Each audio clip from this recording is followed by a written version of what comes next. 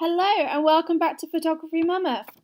These are the final spreads we're going to be working towards today, so we're going to jump straight in and start creating the document.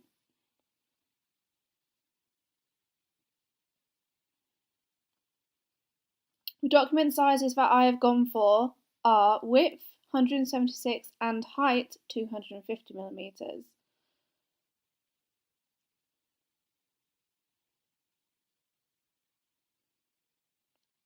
It goes without saying these are customizable depending on what spread you're wanting to design.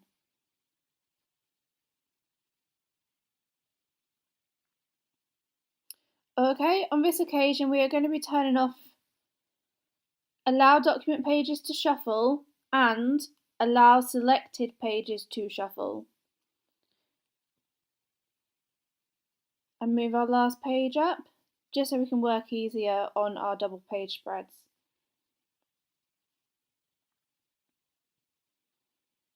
To create our guides, go to Layout and Create Guides. Again, on this occasion I have chosen Guides 8 and Columns 5. This makes it much easier when effectively designing our double page spreads.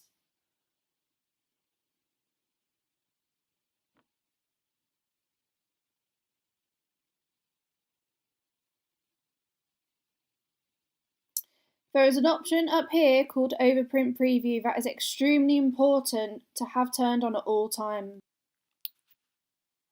Okay, so it's time to start building the content.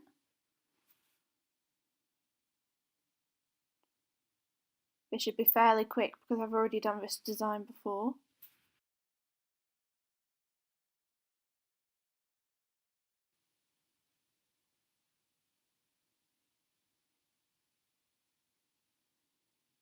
To place an image into a box, go to File and then Place. Choose your selected image and drop it in. You can do the same for body copy too.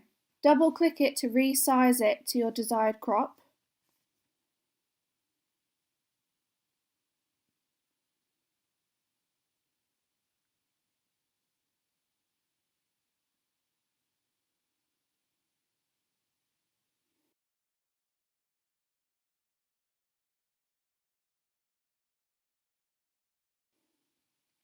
Okay, now I have skipped ahead quite a bit because I want this video to be as quick as possible.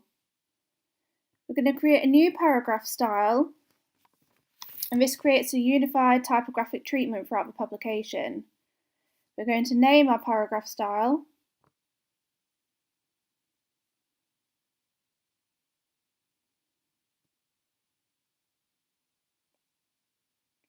Choose your desired typeface. For me, it's Helvetica.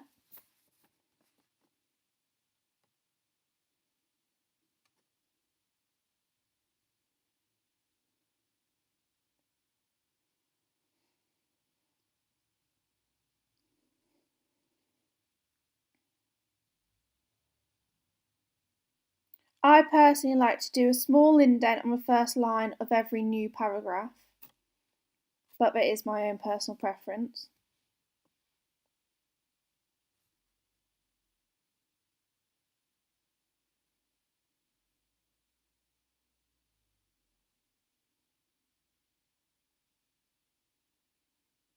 Always turn hyphenation off. It looks tacky and it just appears untreated.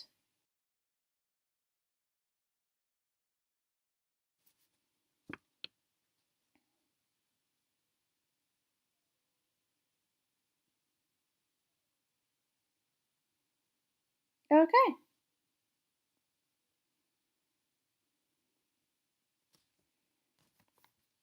Now we are going to create a drop capital of the first letter of the opening paragraph. You can do this in paragraph styles, however, because of habit, I choose to do it this way.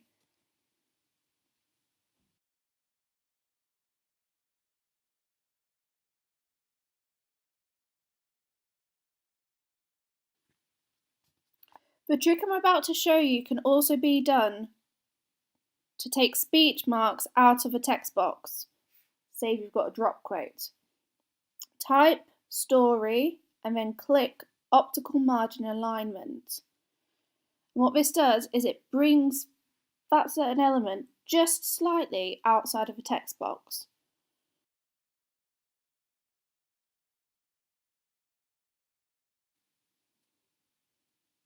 Fabulous. Now it is time to start giving the rest of the content a bit more TLC.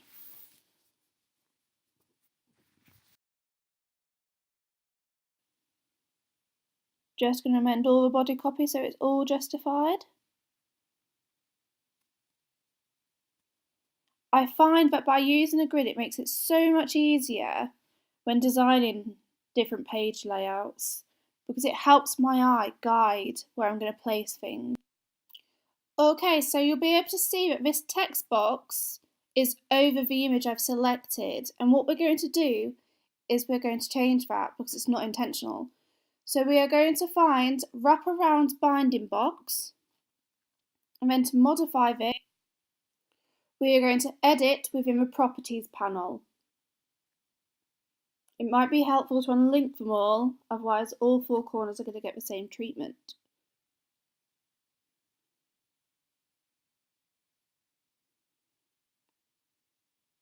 Okay, hit W to remove the grid.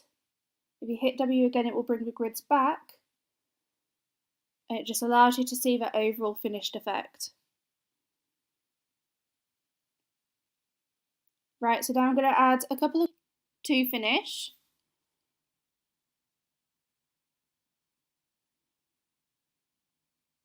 However, here we have it, the finished spreads. Okay, I really hope this content has helped today. Remember, I upload new videos every Wednesdays and Sundays. But have an amazing week. Bye bye.